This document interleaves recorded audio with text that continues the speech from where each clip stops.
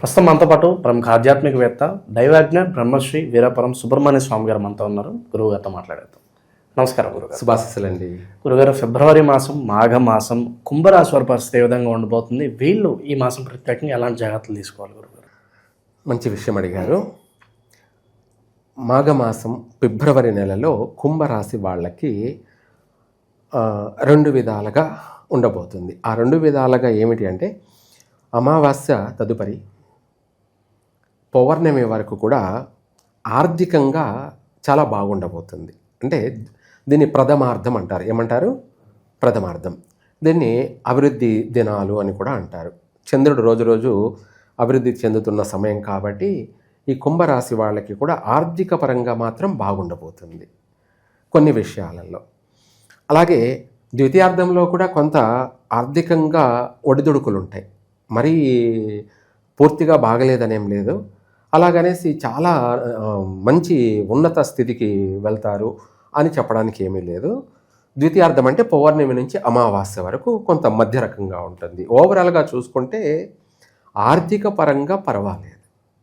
మిగతా అనేక విషయాలలోనూ అనేక రంగాలలోనూ ప్రతిదీ సమస్యతో కూడుకొని ఉంటుంది. ఏమిటి? ఆర్థికంగా బాగున్నప్పుడు అన్నీ బాగున్నట్టే కదా అనుకోవచ్చు. అదే తప్పు. ఆర్థికంగా బాగుంటే సరిపోదు కదా. డబ్బు అన్నిటినీ కాపాడుతుందంటే పొరపాటు. అన్నిటినీ పొరపాటు. అలా అనేసి డబ్బు లేకుండా జీవించాలంటే ఈ రోజుల్లో కాని పని, కష్టం. కాబట్టి ఏదైనా సరే ఎక్కువ కాకూడదు. ఏదైనా ప్రతిదీ కూడా ఎక్కువ కాకూడదు. ఎంతవరకు అవసర నిమిత్తం ఎంతవరకు సాగాలో అంతవరకే అన్నది ఈ కుంభరాశి వారికి బాగా వర్తిస్తుంది. కుంభరాశి వాళ్ళు ఈ మాసంలో చాలా జాగ్రత్తగా వ్యవహరించాలి. ఈ మాసం అంతా కూడాను తీవ్రమైనటువంటి ప్రమాదాలకు గురి అయ్యే అవకాశం ఉంది. తీవ్రమైన ప్రమాదాలకి. ఆ ప్రమాదాలు కూడా ఏ స్థాయిలో ఉంటాయి అంటే మనం చెప్పకూడదు. ఊహకందని విధమైనటువంటి సమస్యలు ఎదురయ్యే అవకాశం ఉంది. ఏకంగా ప్రాణ నష్టాలే సంభవించే అవకాశం ఉంది. అవి ఏ విధంగా? అది కూడా దారుణంగా. ప్రమాదాలు, ఫైర్ ప్రమాదాల వల్ల, గ్యాస్ ప్రమాదాల వల్ల, వాహన ప్రమాదాల వల్ల, ఎలక్ట్రికల్ ప్రమాదాల వల్ల, ఇవన్నీ పక్కన పెట్టేస్తే మళ్ళీ ఆరోగ్యపరంగా కూడా దారుణమైనటువంటి సమస్యలు ఎదుర్కొనే అవకాశము ఉంది. కుంభరాశి వాళ్ళకి ఆరోగ్యపరంగాను అలాగే ఆపదల ప్రకారంగాను దినదినం గండం నూరేండ్ల జీవితం, దినదిన గండం నూరేండ్ల జీవితం అన్నట్లుగా ఈ మాసమైతే ఉంది. ఎందుకంటే కుంభరాశిలో బుధుడు, సూర్యుడు, అలాగే రాహువు, అలాగే శుక్రుడు, అలాగే మళ్ళీ కుజుడు కూడా వచ్చి చేరుతున్నాడు. ఈ కుంభరాశిలో ఈ గ్రహాల యొక్క ప్రభావం, 7వ ఇంట కేతు యొక్క ప్రభావం వల్ల తీవ్రమైనటువంటి ఒత్తిడికి లోనయ్యే అవకాశం ఉంది. సైకాలజికల్గా, మెంటల్గా డిప్రెషన్లోకి వెళ్ళే అవకాశము ఉంది. అందరికీ కాకపోవచ్చు కానీ ఎక్కువ శాతం, 100కి 75% ఇటువంటి సమస్యలు అధికంగా ఫేస్ చేసే అవకాశం ఉంది. ఆరోగ్యపరమైనటువంటి ఇబ్బందులు అనేక రకాలుగా, చర్మవ్యాధులు, అలాగే తలకు సంబంధించినటువంటి బ్రెయిన్ స్ట్రోక్ సంబంధించి, నరాల యొక్క బలహీనతకు సంబంధించి, కంటి చూపులకు సంబంధించి, హార్ట్ స్ట్రోక్ అని చెప్పేసి ఇటువంటివి అనేక ఆరోగ్యపరమైనటువంటి సమస్యలతో ఎక్కువగా ఇబ్బందులు పడే అవకాశము ఉంది. అలాగే ఇదే కాకుండా అధిక శత్రువులు వృద్ధి చెందే అవకాశం ఉంది. అంటే ప్రతి ఒక్కరూ శత్రువులుగా మారే అవకాశం ఉంది. ఇంట్లో భార్య కాడించి, పిల్లల కాడించి, తల్లిదండ్రుల కాడించి, అన్నదమ్ముల కాడించి, బంధువుల కాడించి, లేదా బయట చేసే పనులు ఎందు, ఉద్యోగాలు ఎందు కానీ, వాళ్ళపై అధికారుల వల్ల కానీ అందరితోనూ మాట పట్టింపులు. మాట్లాడితే చాలు కొట్టడానికి వస్తున్నట్టు ప్రభావితాలు. అంటే వీడు ఏదైనా మంచి సలహా ఇద్దాం, మంచి మాట్లాడదామన్నా కూడా ఎదుటి వాళ్ళకి అది అపార్థంగా వెళ్ళిపోయే అవకాశం ఉంది మెసేజ్. ఏమిటి? మంచి సలహా, మంచి మాట ఇద్దామన్నా కూడా తప్పుగా మారిపోయే అవకాశం ఉంది.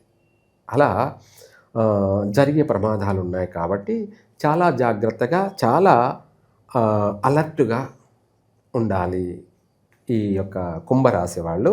ఈ మాఘమాసంలో ప్రతి విషయంలో కూడా సూక్ష్మంగా ఆలోచిస్తూ ఓర్పు ఓపికను సంపాదించుకుంటూ ముందు వీటన్నిటికీ మూలమైంది దైవానుగ్రహాన్ని సంపాదించుకోవడం వీళ్లకు ఎంతో ముఖ్యము, అవసరం. ఈ మాఘమాసం, ఈ మాఘమాసంలో నరాలకు సంబంధించి తీవ్రమైనటువంటి ప్రమాదాలంటే ఆరోగ్యపరమైనటువంటి ఆపరేషన్లు సంబంధించి సమస్యలు ఇటువంటివి కూడా ఎదురయ్యే అవకాశం ఉంది. మనం ఇవే కాకుండా ఇందాక చెప్పుకున్నాం, ఏది కుటుంబ సభ్యులని కానీ, లేదంటే స్నేహితులు కావచ్చు, బంధువులు కావచ్చు, వీళ్ళతో ఉన్న పలానా గొడవలు కొట్లాట్లకు దిగే అవకాశం కూడా కనపడుతుంది. ఇవి కాకుండా వీళ్ళు అనుకునేది ఒకటైతే జరిగేది ఇంకొకటి రివర్స్లో ఎదురయ్యే అవకాశం ఉంది. వీళ్ళు నూతన పెట్టుబడులు పెట్టి వ్యాపారాలు చేయొద్దు. ఈ మాసంలో ఖాళీగా ఉన్నా నష్టమేం లేదు. కళ్ళు మూసి కళ్ళు తెరిచే లోపల మాసం అయితే అయిపోతుంది. ఏమంటే అయిపోతుంది. ఈ మాసం అంతా ఎవరు ఎన్నన్నా అనుకొని ఓర్పుగా ఉండడమే అది గొప్పదనం. ఏమిటి? ఓర్పుగా ఉండడమే అది ఒక గొప్ప వరం అని కూడా అనుకోవచ్చు. ఇలా ఈ విధంగా వీళ్ళు ఎవరు ఎన్ని అనుకున్నా పర్వాలేదు, ఎక్కడ ఎలా నడుచుకోవాలో, ఎవరితో ఎలా ప్రవర్తించాలో, సమయ సందర్భాలు, మంచి చెడులు అన్నిటినీ బ్యాలెన్స్ చేసుకుంటూ ముందుకు సాగాలి. ఇది వీళ్ళ యొక్క కర్తవ్యం. దానికి తోడు వీళ్ళు దైవానుగ్రహం అన్నాం కదా ఇందాక మనం చెప్పినట్టు, వీళ్ళు ప్రతిరోజు కూడా పనుకునేటప్పుడు ఒక నిమ్మకాయ మంచం మీద దిండు దగ్గర తలాపిని పెట్టుకొని ఒక నిమ్మకాయని పొద్దున్న నిద్ర లేవగానే ఆ నిమ్మకాయని తీసుకొని తల మీద నుంచి 3 సార్లు కుడివైపుకు తిప్పి, 2 సార్లు ఎడమ వైపుకు తిప్పి, పైనుంచి కిందికి 3 సార్లు తీసేసి దాన్ని పగలగొట్టేయడం కానీ, లేదంటే కట్ చేసి డస్ట్బిన్లో వేయడం కానీ, లేదా చెట్లల్లో వేయడం కానీ చేయాలి.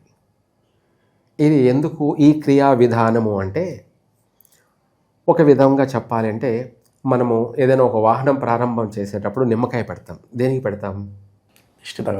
దిష్టి తగలకుండానే కాకుండా ఎటువంటి నష్టాలు కష్టాలు జరగకూడదని చేస్తాం. అయినా జరుగుతూ ఉంటాయి. ఎందుకు జరుగుతున్నాయంటే ఆ టైం అనేది అటువంటిది. కానీ ఏది ఏమైనా ఇది ఒక మాటలో చెప్పాలంటే బలి. ఏమిటి? నిమ్మకాయ అనేది బలి. ఆ యొక్క నిమ్మకాయని మనం మంచం మీద రాత్రంతా పెట్టుకోవడం వల్ల మనకు ఎటువంటి నెగిటివ్ అనేది రాదు. మనకు నెగిటివ్ అనేది మన దరిదాపులకు కూడా రాదు. రెండోది, అదే కాకుండా మనలో ఉన్న నెగిటివ్ అనేది అది తీసేస్తుంది. మళ్ళీ ఉదయం నిద్ర లేవగానే స్నానం చేయకూడదు. వెంటనే ఆ నిమ్మకాయ తీసుకొని తల మీద నుంచి తిప్పి 3 సార్లు కిందకి దిగితీసి కట్ చేసి బయట వేసేసిన తర్వాత స్నానం చేసుకోవాలి. స్నానం చేసిన తర్వాత చేయకూడదు. ముందు నెగిటివ్ని, చెడుని తీసేసిన తర్వాత స్నానం చేస్తే అప్పుడు వాళ్ళు ఫ్రెష్. వాళ్ళ తలరాత, వాళ్ళ జీవితం అనేది ఫ్రెష్. ఎందుకు అలా చేయాలి అని అంటే, రాబోయే ప్రమాదాలను నివారించుకోవడం, రాబోయే ప్రమాదాలు, ప్రాణ నష్టాలు జరగకుండానే నివారణ చేసుకోవడం. ఇది ఈ క్రియా విధానం ఏమిటి అంటే, రూపాయి కూడా నన్ను అడిగితే ఖర్చు లేని పని. పల్లెల్లో అయితే ఆల్రెడీ చెట్లు ఉంటాయి కాబట్టి దొరుకుతాయి ఊరికే. టౌన్లో వచ్చేటప్పుడు కొనాల్సిందే, నగరాల్లోకి వచ్చేటప్పటికి కొనాల్సిందే. అది ఎంత? ₹1 పెడితే ఒక కాయ వస్తుంది. మాటకి మనము రోజు అయినా చేయొచ్చు. రోజు చేయలేకపోయినా ఆదివారం, మంగళవారం, శనివారం 3 రోజులు చేసినా చాలు.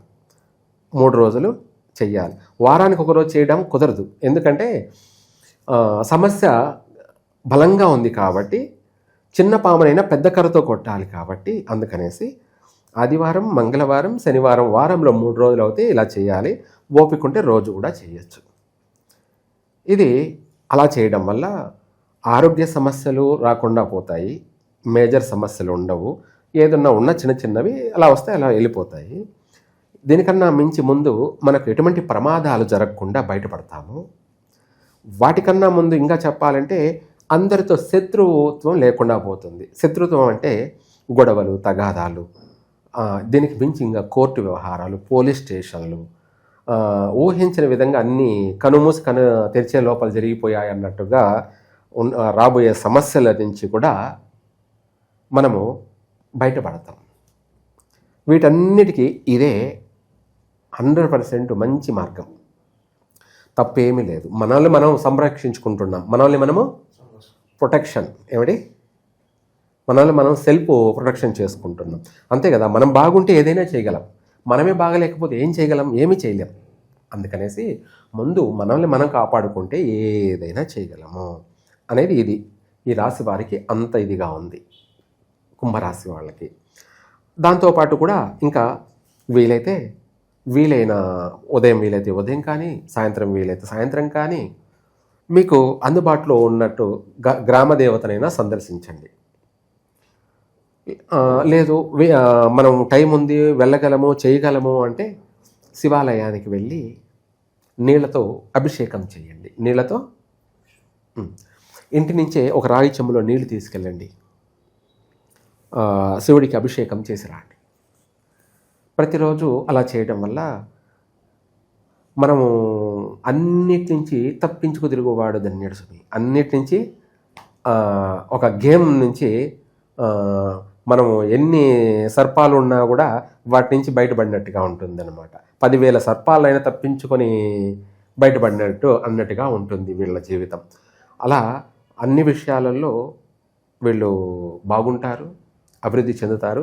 కానీ నూతన వ్యాపారాలు ప్రారంభం చేయొద్దు, నూతన వాహనాలు కొనద్దు.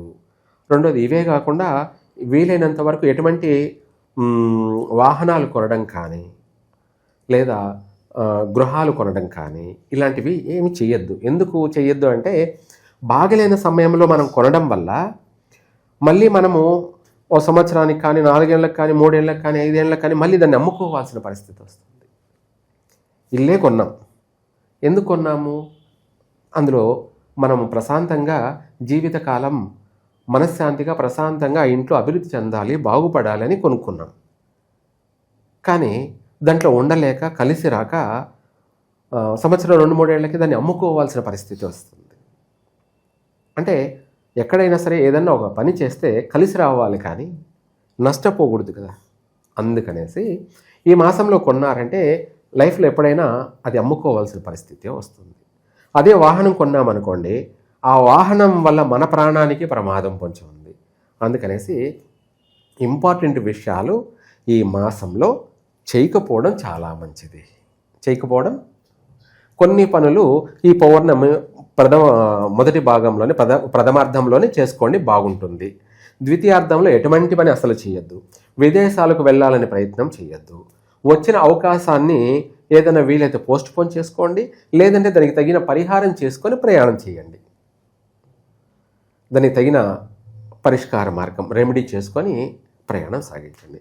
విద్యార్థులకు వచ్చేటప్పటికి చదువు వాళ్ళ యొక్క ఎగ్జామ్లో వాళ్ళకు కాన్ఫిడెన్స్ అనేది సన్నగిల్లే అవకాశం ఉంది, చదివింది మర్చిపోయే అవకాశం ఉంది, జ్ఞాపకం ఉండకపోవడం కానీ, లేదంటే అడిగిపోయిన తర్వాత ఎగ్జామ్ రాయాల్సింది చదువు పైన కాకుండా వేరే వేరే ఆలోచనలతోటి చదివింది సమయానుకూలంగా గుర్తుకు రాకపోవడము, ఇటువంటి సమస్యలు అనేది అధికంగా ఉండడం వల్ల అక్కడ ఫెయిల్ అయ్యే అవకాశం ఉంది.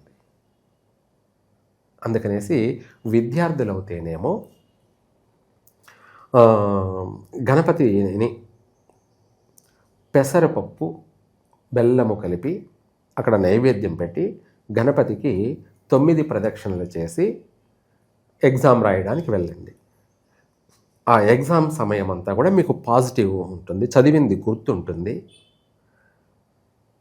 చదువుకున్నది రాసే అవకాశం ఉంటుంది. అంటే ఇతరత్ర ఆలోచనలు రాకుండా మనం చదివిందే మనకు గుర్తుంటుంది కాబట్టి అది రాయిస్తే మనం ఏమవుతుందంటే తప్పకుండా పాస్ అవుతాం.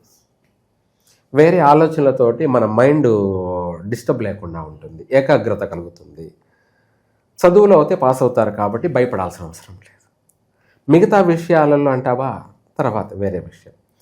కాబట్టి చదువులో విద్యార్థులు పాస్ కావాలంటే ఆ చదువుకునే రోజనే కాకుండా ఈ మాసం అంతా కూడా ఇలా చేయండి, తప్పకుండా మీకు అన్ని విధాలా కలిసి వస్తుంది.